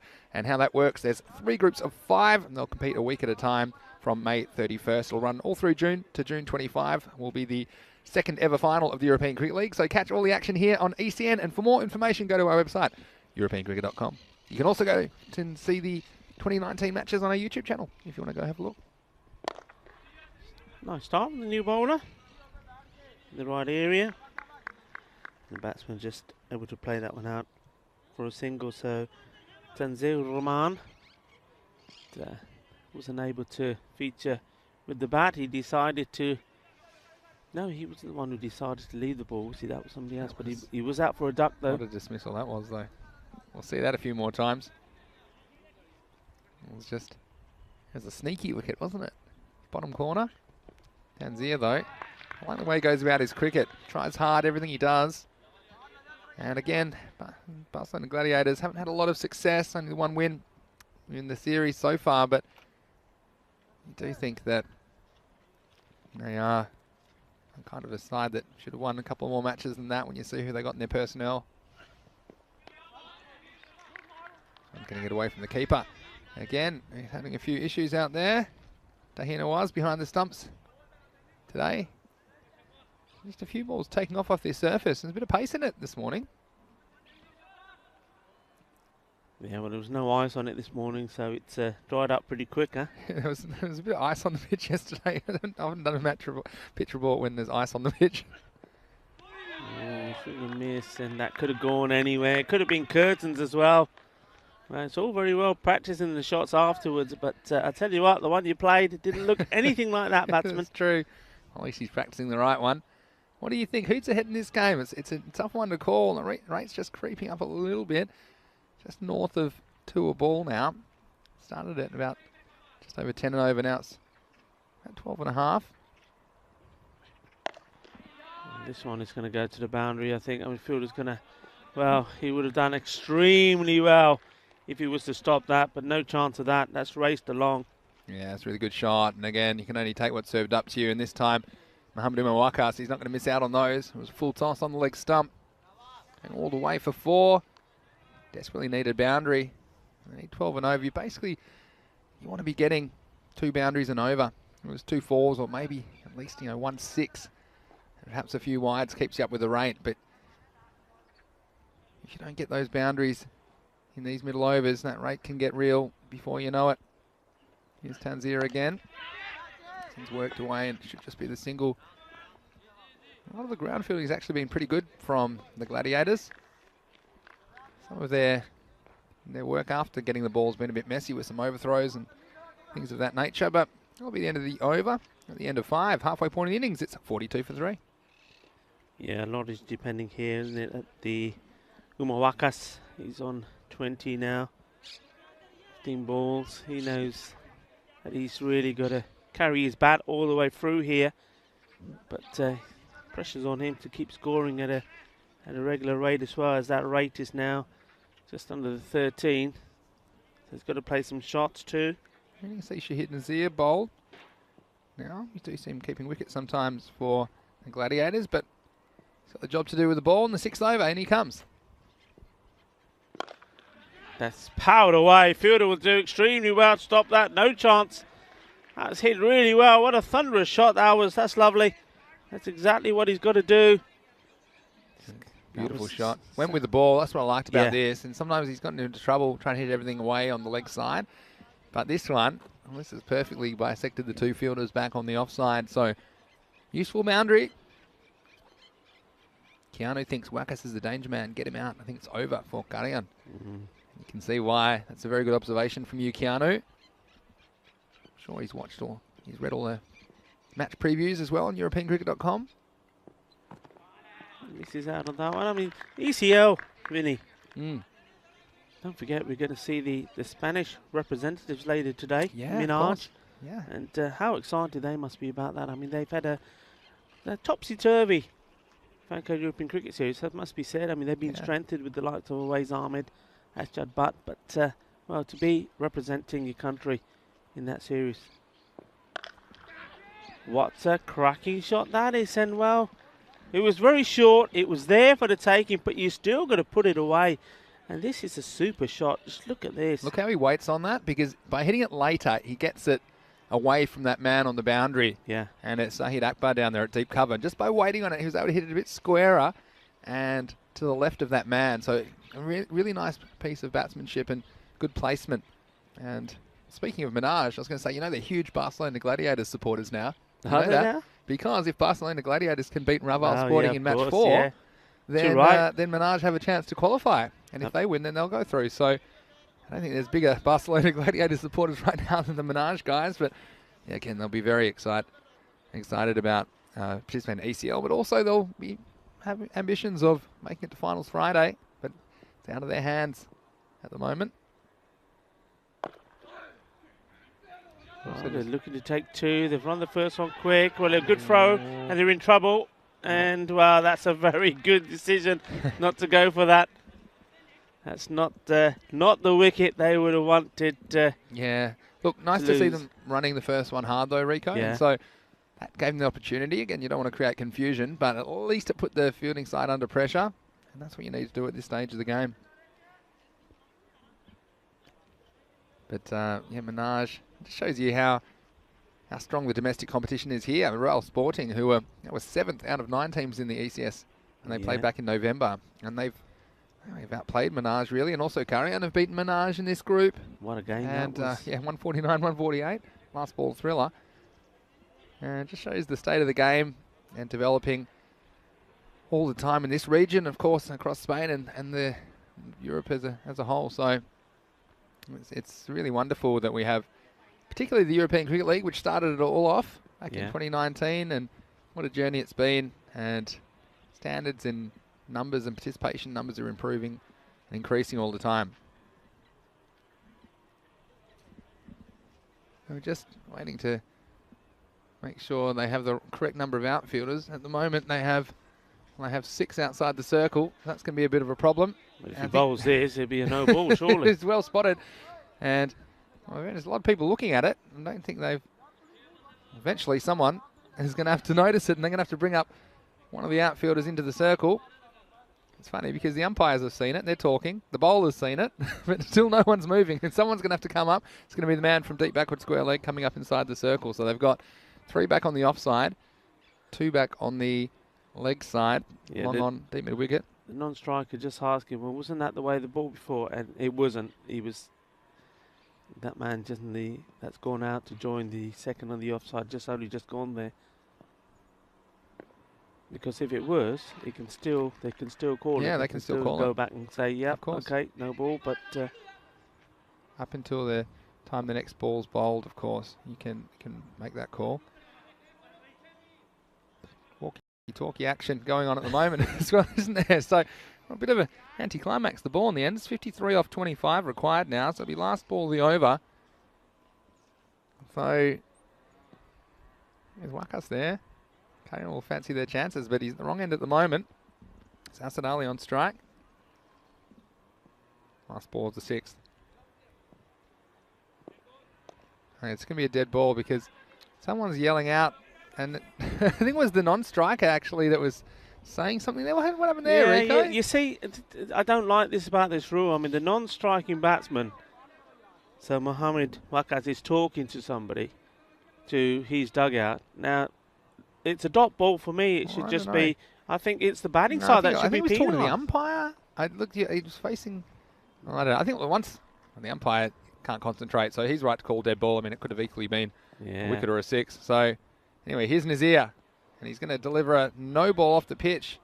And even worse, they're going to scramble an extra, which will put Wakas on strike for the free hit. So, it's been a strange little over, even by ECS standards, Rico. You see, I know the law is a law. I mean, that's what has to happen. The call, I think, was right, dead ball. But it was the batsman that was talking. So if the batsman's putting off his own batsman, for me, it's, sorry, it's your own fault. It would have been a dot ball instead. It's been a no ball now a free hit. And should only be just a single, which is fine because it's fine for Kharian because it gets the main man back on strike. But I don't think the fielding side should have been penalised there. And you can see he's still having a conversation with the dugout. And, well, I think the umpires need to take control of this. Don't like this. Yeah, it's a tough one. I mean, any time, look, it's probably a blanket. If someone's talking, whoever it is, or the umpire's probably gonna call a dead ball. But, well, in the end, we get out of that over. And at the end of 6, it's 54 for 3. 12 off that over. So where are we at? 50 off 24 balls. Be a blockbuster finish. Gagandeep Singh from the Punjab Warriors in the chat. I wonder if Nate's there. He's definitely a huge fan, but it's great to see you. He's asking how I am. I'll say... Just to go back to that while you're having a little conversation there, is that we saw, I think it was it yesterday, where, again, because fielders were talking, the batsman just played a beautiful shot, cracked it for 6 runs, And again, the umpire's called a dead ball. So the 6 didn't stand, and the next ball ended up being dot ball. I just think that law needs to be looked at. It's not the umpire's fault; they're going by the law. Yeah. But maybe in that case, maybe penalise the fielding side, but the 6 counts. It's a tough one because it's maybe call it a no ball. Well, one of the things is you can't uncall a dead ball, and that's the issue. I mean, if you delay your call, then maybe there's a judgment element. But I mean, for example, that as soon as the ball was being bowled and the umpire wasn't watching, and he's called dead ball straight away. It's a tough one, but everyone should just keep their mouths shut and play some cricket. How about that? That's a good solution. Here's Baba Basharat. It'll be a wide, and we're going to get an extra as well. Yeah, he's guilty of that. You just see when he gets to the crease there, if he doesn't get his body swiveling, going from right to left, if he doesn't get that action in, the ball's going to go down the leg side. Yeah. When he gets it right, we've seen he's almost unplayable. Well, when he swings the ball, when it swings, then you find it swings back towards the stumps. But if it doesn't, it just goes straight, it goes well down the leg side. You see there, because there was no swivel there in the body, he's just literally letting go of the ball, and the direction of the ball is always going to go down the leg side. He's got to get that whippy action in. And start twisting his body. Otherwise, he's going to keep doing that. Yeah, and look, it's a couple of things. Probably the angle of approach is one thing you can change. If he approached from a bit straighter, then his body angle wouldn't be so far down the leg side. And, well, I'll tell you what, this has been whipped away big. That's gone all the way. Kinna Bunda Shaka. Well, he may have got the swivel in here, but it also got the full treatment from the batsman. That's a big shot. 6 runs. That went high into the Spanish sky and disappeared out of here. And a great time for Maximo as well from Muhammad Umar Wakas. It's just the magic over they need to get back ahead in this chase. Going for the slower delivery. And that's good running because he's banking on a fumble. Yeah. So if you run first, the first one really hard, and it was well picked up on the boundary, you'd have to say. It was nice work by Aslam Muhammad. But if he does fumble, then Wakas is coming back for 2, and that's smart cricket at this stage of the match. Yeah, Asad Ali's faced 7 balls for 4. He's having a big swing at most balls, and I just think he just needs to have a look at the field set here. Everybody's deep. Bat on ball, take the single. That'll do. That's fine. That might even go all the way for 4 runs. Once more well fielded. He's doing a great job out there, patrolling well. And the batsman, well, that's also confidence there for you from Muhammad Umar Wakas. He's quite happy to take the 2. Quite happy for Asad Ali to be there, play the shots. He doesn't feel at this stage that it's all dependent on him as he's moves on to 39 of 24, and Asad Ali goes to 6 of 8 balls. Wow, that's the one. Now look at the difference. When we watch this delivery, the replay, just watch how different Baba Basharat is in this one compared to the ones that go to the legs. Look, a lot more intent. He's putting something into it. He's got the swivel in, and that's a beautiful delivery. That's not similar to the one you got the LBW earlier. So the breakthrough comes. He's liking that. And the batsman there, Waka's probably thinking, oh, maybe I should have just kept it to the 1. But hey. That's the difference, hitting across the ball, wasn't it? And that's why batsmen who hit straight, they have a slightly higher margin of error to deal with a ball like that.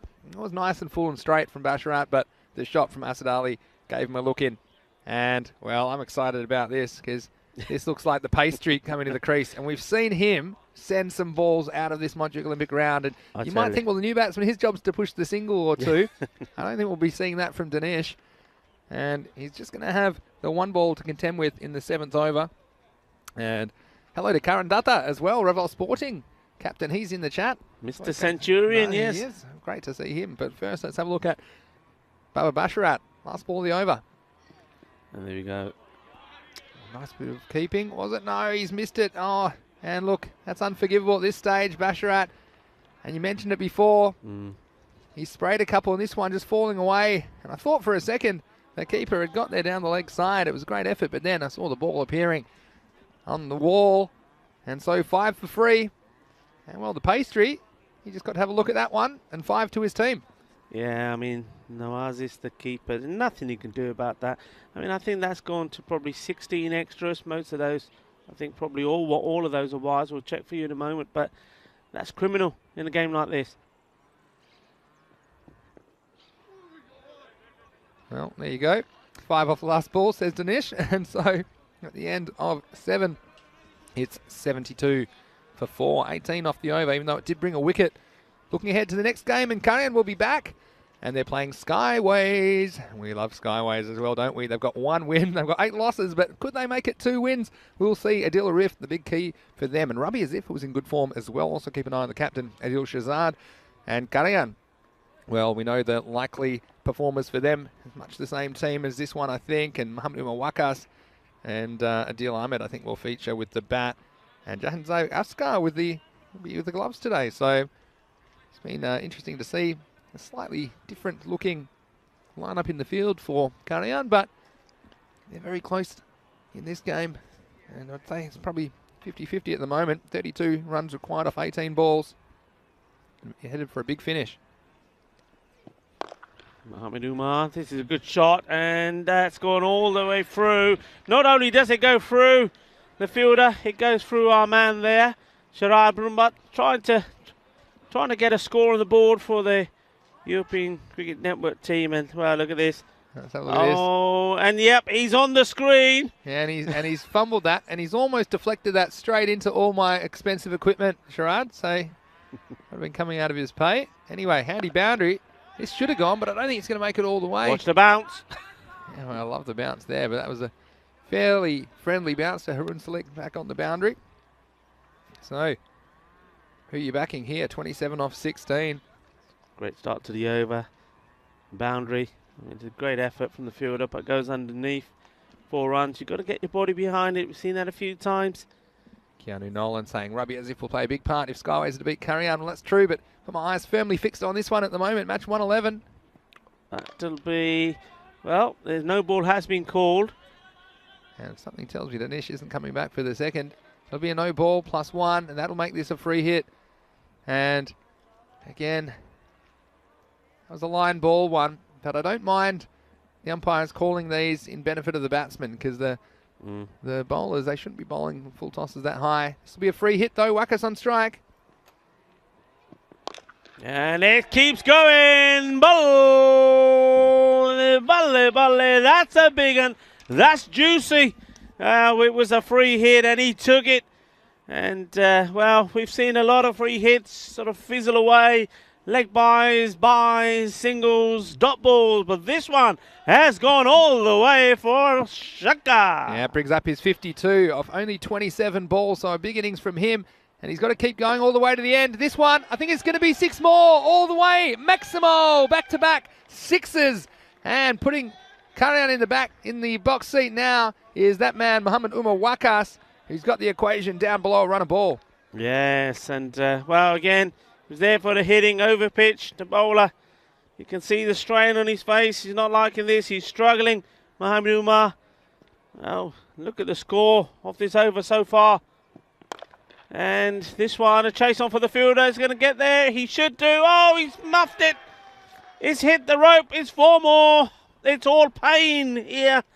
All of a sudden, we're just wondering, is this going to be a close finish? They were needing about 10 and over after the end of the 7th, and it's just gone crazy, gone ballistic here. And the magic over coming at just the right time, and you see the difference with the no ball, giving the free hit. So this has been a very expensive over. It's already magical. And, well, Abdullah's not going to run down there. The face tree's not moving. He's going to stay right there. So, top ball to finish the over. Apparently, look at that. That over 4-1, no ball +1, 6-6-4 dot. So it was a big over. There were 23 off it. And Kharian now 95 for 4 with 2 overs remaining. Yeah, I mean, he'll be a bowler sometimes. He's come on. He's thought he's going to get his moment. It's gone wrong. Ball has been hit away. And that's the difference. You know, we were saying this with the Barcelona Gladiators, that the batsmen that made starts played the ball big, getting out. And this is the difference here. Mohamed Umar Wakas, he's done the same thing, but he stayed in there. Yeah. When he's had to play the singles, he played them out, and he's got a score on the board and got his team in a winning position. 9 to win. I was going to say, well, Danish, He's probably only knows. Oh, he's going to throw. They might get a single eventually. Oh, it's just silly, wasn't it? That is crazy. And that wasn't even going to give them a run. And again, that's an impulse from the bowler, Kharian Salik. You're only defending 9 of the last 2 overs. And Danish, I was going to say, I don't think he'll be pushing the singles. He only knows one way.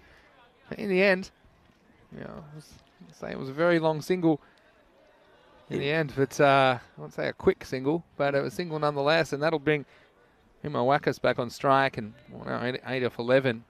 With him up that end, you'd think he might end this very quickly. But Kharian, it's great to see them all on the edge of the dugout and cheering every run at the moment. You can see how much this means to these players. They might be out of contention for the finals, but still, every game is important and both teams desperate to win. 8 to win. And this one, wow, swing and a miss. And I was going to say, though, Rico, there's no foregone conclusion either. Once you get down to the last couple of overs, all that Gladiators need to do is just try and take it to the last over. Just try and take the last over however you can. We see a dot ball there. It's going to be very difficult. The first sign of any little bit of tension there from Wakas. He's been super cool up until now.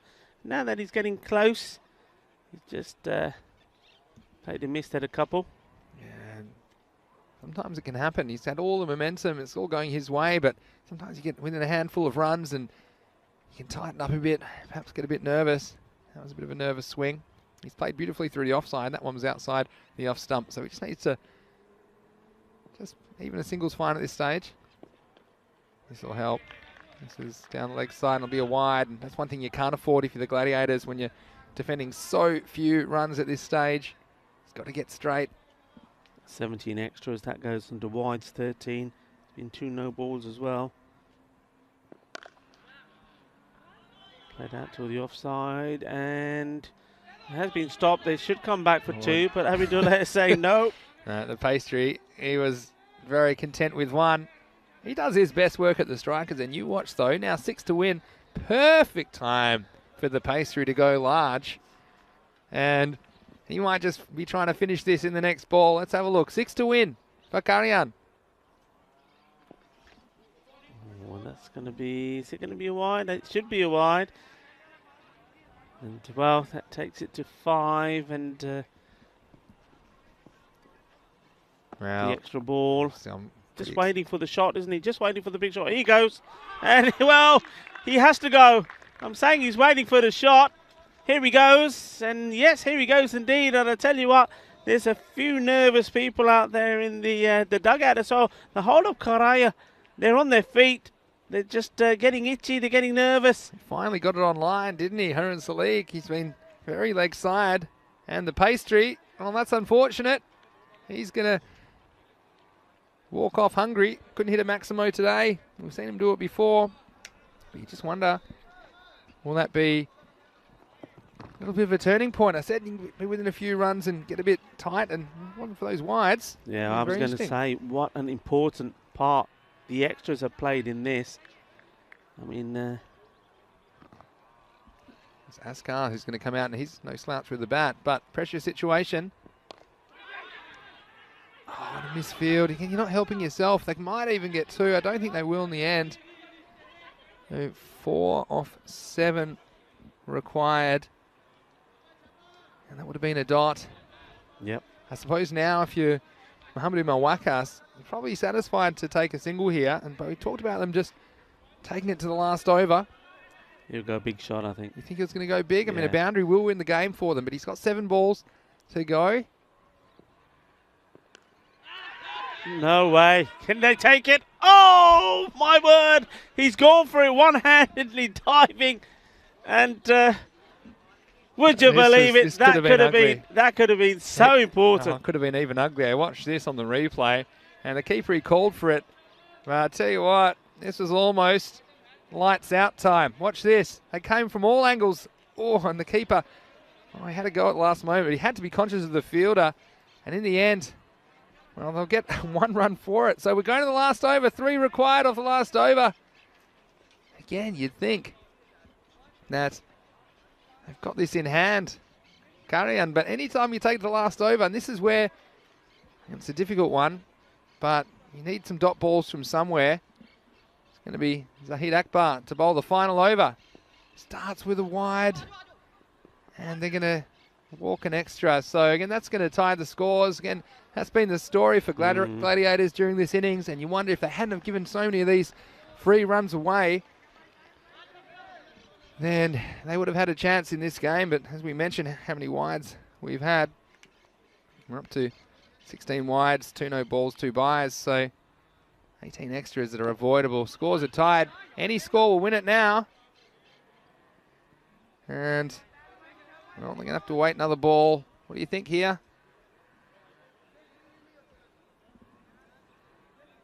Well, the two batsmen are having a chat. And then, some discussion about the bowling action last over, but I think that'll be looked at, and we'll find sometimes that action is taken, but again, it's a difficult one. Scores are tied. And that'll do it. So that's just going to bounce over for 4 runs, and a very good victory there. And there's a happy team, and so they should be. They've been very supportive, very vocal of the batsmen, and I'm sure they'll give a very, very good reception back to Mohamed Umar Wakas, who so nearly gave his wicket away right at the end there in that 9th over. And if that catch was taken, who knows? But in the end, that 1 over from Mohamed Umar, it went big, didn't it? And that, as well as a lot of extras, too many extras, a little bit of ill discipline in the field from the Gladiators is what cost them. I think it was, and in the end it was fairly similar to the last time they met in game 30, where Kharian they chased down 98. They did it a bit easier on that occasion, winning it with over 2 overs to spare. This time they left it right to the end, and I think the winning runs off the second ball of the final over. So early on, you're right, there was a few nice shots from the openers, but with wickets falling, just wondered if that might hamper Kharian's chances of chasing down this target of 104. So it's more or less a pass score. The Gladiators, they needed to help themselves, and at this stage it was some good catching, and that was the captain, Baba Basharat, coming in, and that was an example of how to do it. But later in the innings we saw a couple that I'm sure I would like to have again. Basharat came on with the ball. That was straight and full. That was the end of Abdul Wadood. Very good decision from the umpire again. He also sprayed a few, the captain, you'd have to say. They're just keeping themselves in the game with those boundaries. Kharian and the fielders had a few teasers. And ultimately, the rate always more or less in control. It did creep over 12 and head towards 13 at one stage, but then they had that magical over in the 8th. 23 runs. Basharat took the job again. Big swing from Asad Ali. Nowhere near the ball. But then we had, again, misfielding from everyone. The players, the officials. And then towards the end of the game, Gladiators needed everything to go right to stay in the game. But then these little fielding errors on the ground, the wides as well, just costing them towards the end of the innings. Eventually, the pastry wasn't able to put a cherry on top. But Kharian, in the end, it didn't matter. This is another moment. This could have been very ugly. Watch the keeper go for this. And the fielder just pulling out at the last minute. And thankfully, otherwise, he might have had a very different looking face when he hit the ground, the keeper, Tahina Waz. But then with a couple of runs to win, boundary was struck, and well, Kharian, they're a very popular team, and it's been fantastic to have them in the Fan Code European Cricket Series, and we'll see them shortly against Skyways, but also Gladiators. We haven't seen the last of them today. They'll be playing in matches 3 and 4. They'll be playing that very, very important game in match 114 against Raval Sporting. If Raval Sporting can win that game, they'll be through to the semi-finals. Otherwise, Minaj will have a chance to pinch that spot in the final match of the day. But just looking at the scorecard, you can see that it was an anchored chase by Mohamed Umar Wakas with 62 not out of 33 balls, and 7 4s and 3 6s. So just a well-paced innings by him. Looking ahead to the next game, you can see that he's listed to open the batting again against Skyways. Of course, it'll be great to see Skyways again. Adil Arif, didn't he pull off some heroics the last time we saw them in action. Ruby as if was in good form as well, so watch out for them. And Kharian, well, much the same lineup you see here. Pastry missed out with the bat in that game, but I wonder if he will get sent up the order to do some big hitting. Aberwood Dude as well, he's accumulating some points. And Junaid Ali, what a catch he took in the first match, the first innings of this match actually, with the left hand, and he was pretty happy about it. I was having a word with him in between the innings break, and he was telling me how much he enjoyed that. And of course, it's wonderful for these guys to have such a big audience all around the world. Of course, over 1 million viewers across all platforms every day on the European Cricket Network, and it's fantastic that you're a part of it. So, what do you think, Rico, in this game, Skyways versus Kharian? Well, I mean, Skyways, one thing they have done is they've improved with each game, especially in the batting department. The last 2 times we said the batting got better, they scored runs, and good runs as well. But where they let themselves down in the last 2 games was what being their strength when we first saw them come into this Fancode European Cricket Series, which was their fielding, their bowling. So they need to get an even balance. I'm sure they've gone away and had a thought about it. They do.